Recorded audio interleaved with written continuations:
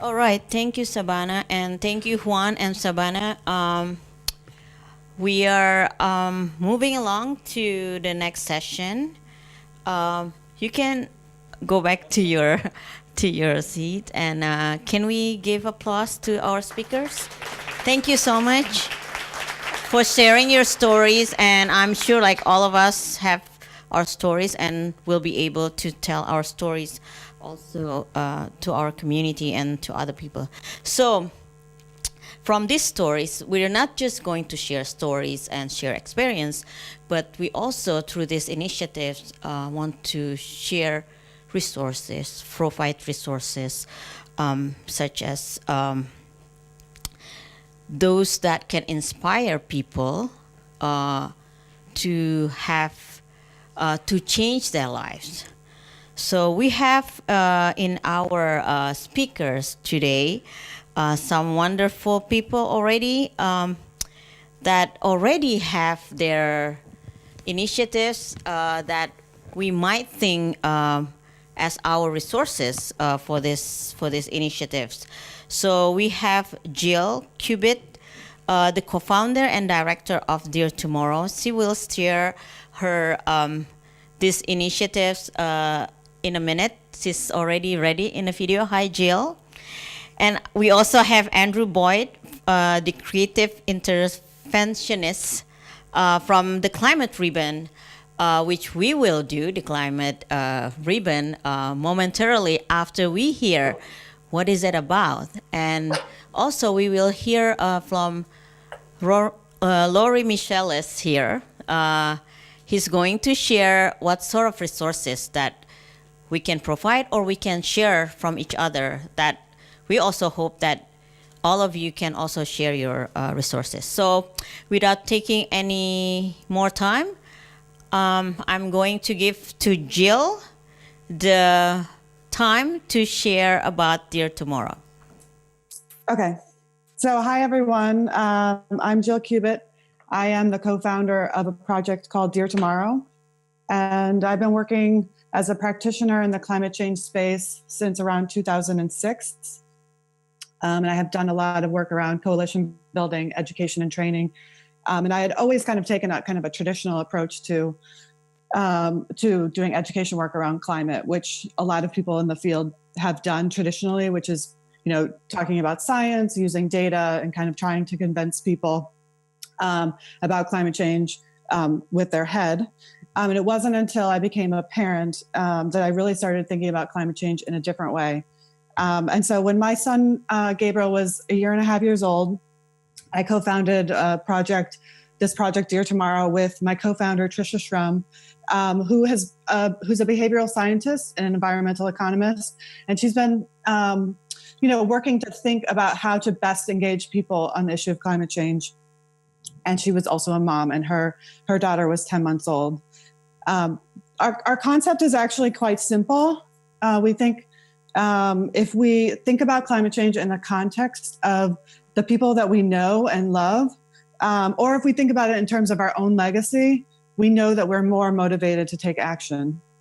And so what the Dear Tomorrow project does is it asks people to imagine someone that they love. It could be a child or a grandchild. It could be, if they're young, it might be themselves living in the future. It could be a niece or nephew or a student, but it's to think about somebody that we actually care very deeply about. And we imagine them living in the year 2050.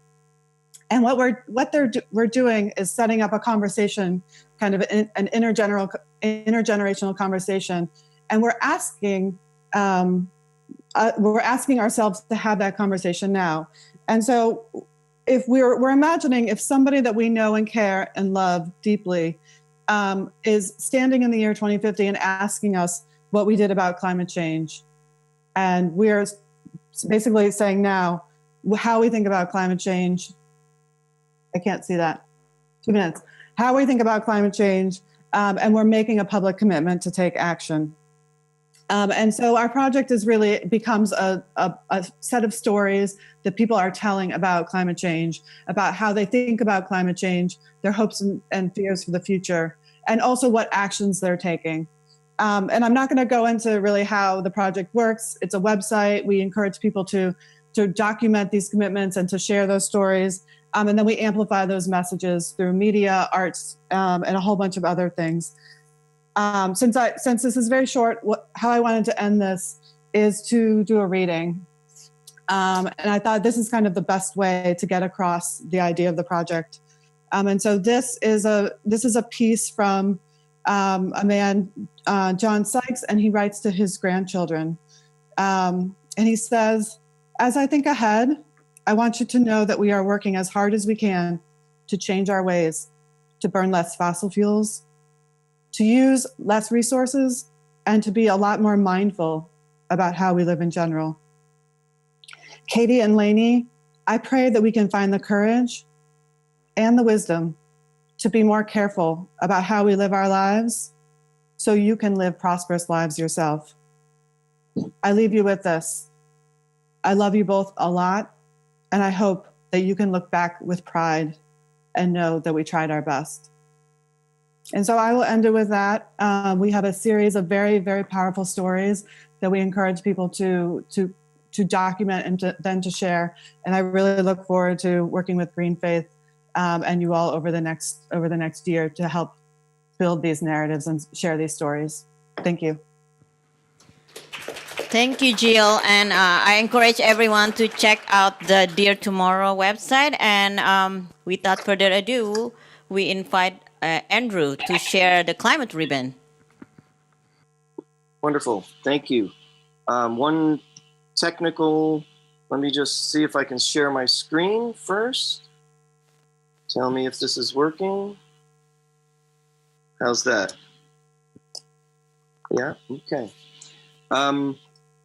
Good afternoon, everyone. Thank you for having me. It's an honor to be, even though I'm thousands of miles away, to be at the COP23. I know how these meetings can be. You can rush around from this workshop to that talk and sometimes forget exactly why we're there. And so I ask you to look around the room today. I can see from the YouTube that there's maybe 100 people there. So look around the room. Look at some of the faces near you. Many of you are from very, very, very far from home right now. And I invite you to think about your home. Think about something that you love very deeply, that you could almost, it would break your heart to lose, that you could almost not live without, about your home, that is threatened by rising climate chaos, something that you could lose if we don't bring this situation under control.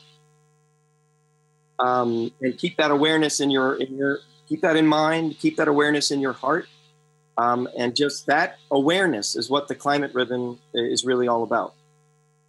It's a story, it's a global story sharing project that uses art and ritual to help us move through our climate grief, all that we stand to lose potentially, through our fears, towards and allow us to connect, to make commitments and be accountable to one another.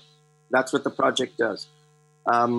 We started it at New York City at the big People's Climate March gathering in 2014. We brought it to the World Parliament of Religions, then to Paris for the COP21, and also to Rome for the encyclical.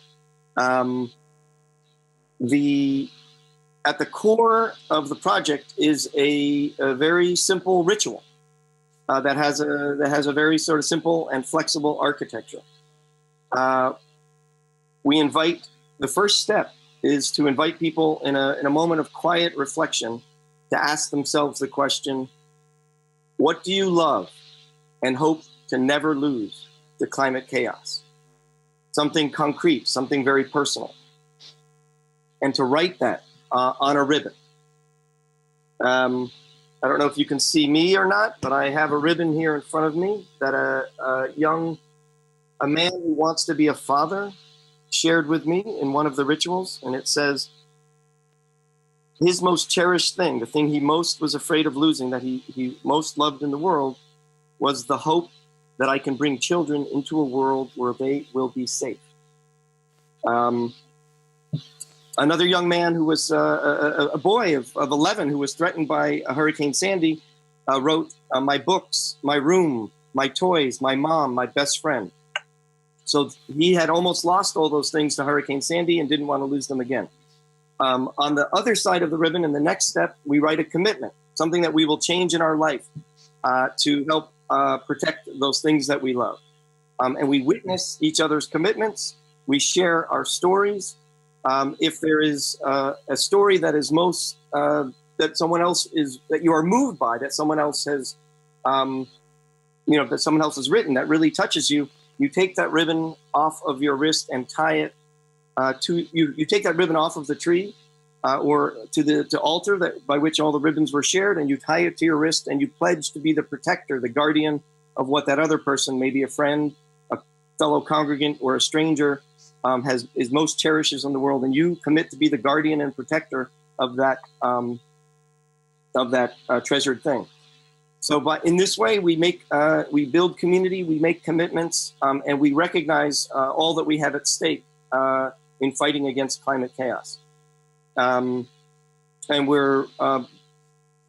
this is a ritual that works for people who are new to climate, who've been dealing with this issue for many times. And we have a do-it-yourself kit that's designed for communities of faith specifically on our website.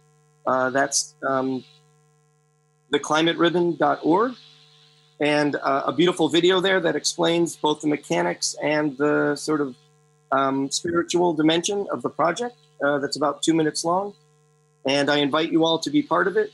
And I thank you, Green Faith, for being interested in the Climate Ribbon, for collaborating with us in the past, and look forward to a very productive and heartfelt collaboration going forward.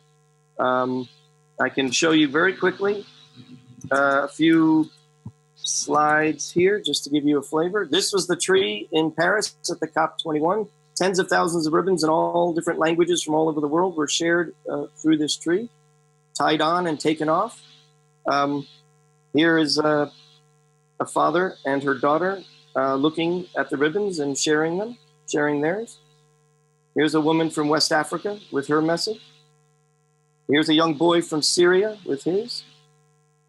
There's the tree, the way the ribbons are shared and displayed can work in many different ways. Here's one example from Wyoming. Here's another example. This was in the church in New York City. And again, you write your ribbon, share it, tie it on, possibly witness it in a sort of spoken way or not. And thank you very much for your time. Have a great COP23. Please accomplish a lot. Thank you, Andrew. Can we give applause to Jill and Andrew?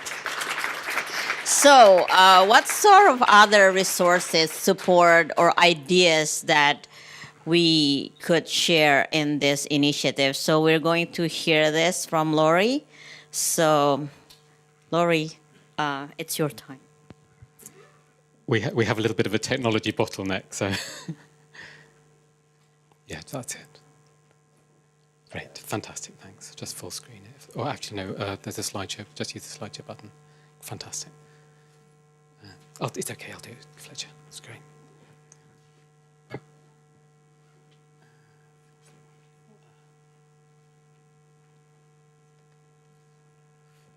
Okay, so I'm Laurie. I'm a Quaker.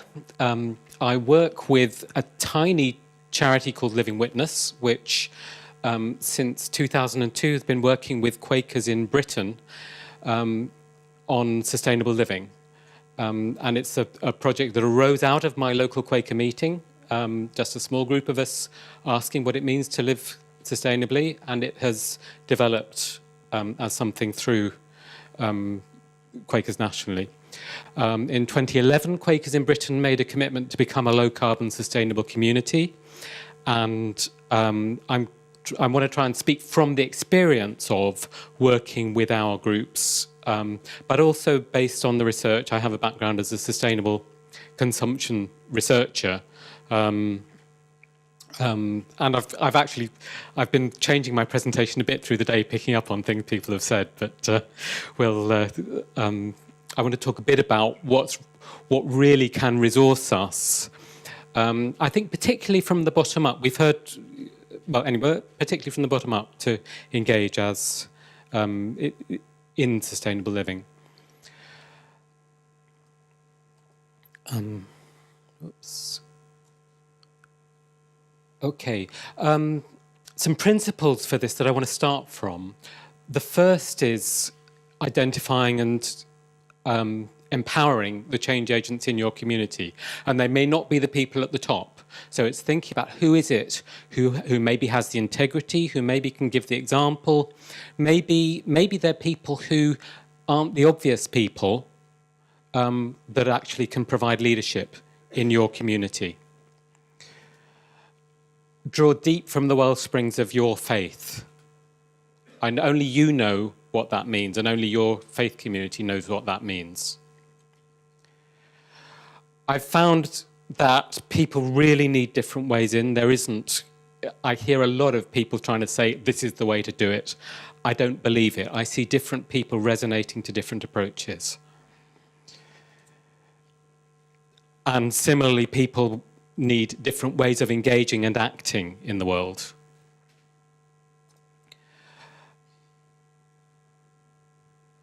We need to develop our own approaches and share resources. So actually, we don't have them already. We actually need to be creative and be exploring and learning how to do this. That might mean what's worked elsewhere. It might mean working within our communities to find the ideas and inspiration. It might mean seeking practical help, and that's one of the things that hopefully we can do as a network, as a community, is to provide each other with, or offer each other and ask from each other some of that. Sorry, that one shouldn't be there, but that's okay. What does your faith bring to this? You'll have your identity and your core principles, which you may be able to articulate easily. But there are lots of different things around that, and they will be particular to your faith. They might be particular to your own community within your faith, your congregation. You may have a particular approach to lifestyle. I grew up Jewish. There's a very particular approach to diet within Judaism, for example. You may have a tradition of social change engagement, very strong for us as Quakers. There will be things in your texts and your liturgy, and we've heard some of that today. It may be that personal spiritual practice and experience is core to the way you develop this. There may be iconic individuals, historic individuals that you all know of in your community that you can refer to as the examples. It may be that your process, your approach is very much based in your community.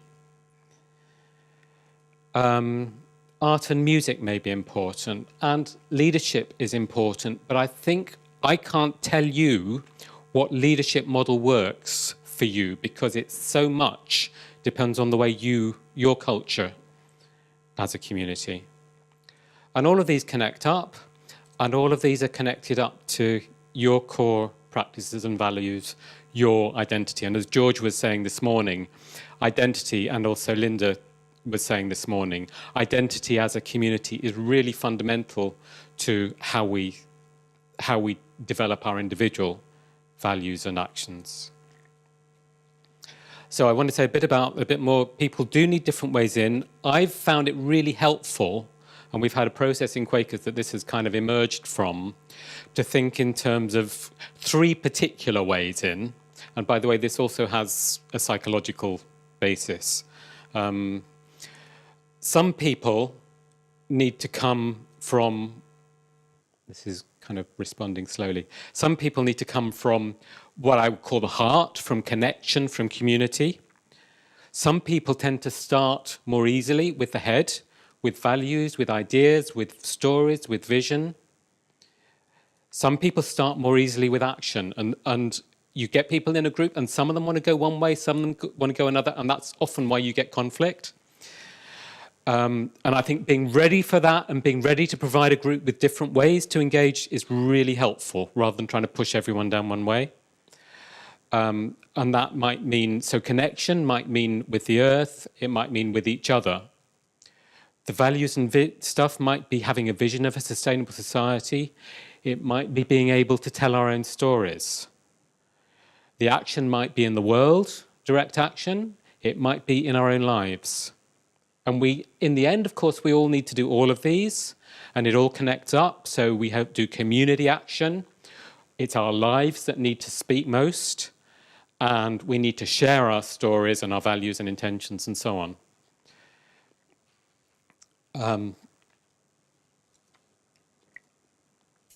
Another area of difference, but also of connection, is that some people will find it easier to act in their own lives. For some of us, it's the only thing we can do. And it can actually be a form of empowerment and a feeling that actually maybe we've got some kind of control to change our own lives, to manage our own carbon footprints. For some of us, it's community, and that's the place that they can best act. For some of us, it's with our neighbours, some at national level, some at international level, and we need to connect all of these up.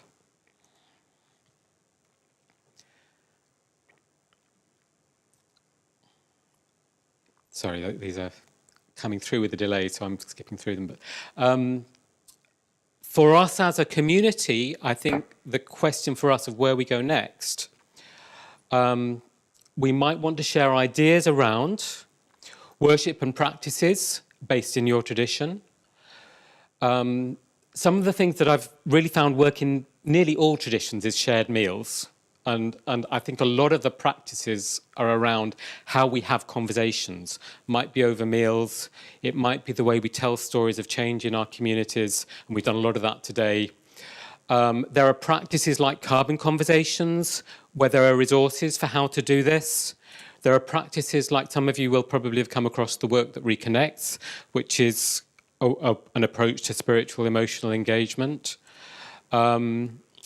There are practices like carbon calculators, which are very tempting to use, but which can easily be counterproductive. So these are things that we need to be sharing, but we need to be quite thoughtful and maybe share our experiences of what works and doesn't work with them. And similarly, a lot of faith groups have been doing congregation audits, and they can be really helpful for getting people to engage with lifestyle, but also we need to recognize that people actually just get channeled into changing the building and it doesn't go deeper. So we need to be quite careful about how we use those and build on them. And I'll just leave it with, really we as the organising group for this want to hear what you feel you need. And we will be developing resources. But I think an awful lot of what we need to be doing is having the conversations. By the way, one of the most important resources is probably the technology we've been using and that we need to get better at. But having global conversations is really helpful with this too. Thank you, Laurie. So